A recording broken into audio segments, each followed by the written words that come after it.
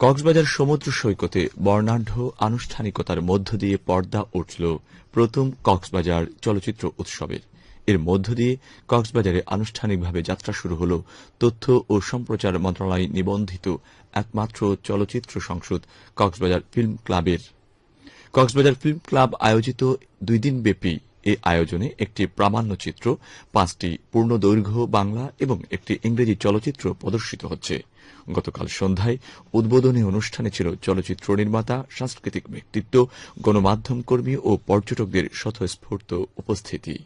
লাবণী পয়েন্টে সৈকতের উন্মুক্ত মঞ্চে কক্সবাজার ফিল্ম ক্লাবের সভাপতি মোহাম্মদ সেলিমের সভাপতিত্বে প্রধান অতিথি হিসেবে উৎসবের উদ্বোধন করেন কক্সবাজার 4 আসনের সংসদ সদস্য শাহজাহান চৌধুরী।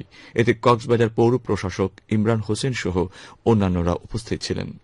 গণযোগাযোগ অধিদপ্তর, তথ্য ও সম্প্রচার মন্ত্রণালয়, কক্সবাজার জেলা প্রশাসন এবং ঢাকা ফিল্ম ক্লাবের সহযোগিতায় এই উৎসবের আয়োজন করা হয়েছে।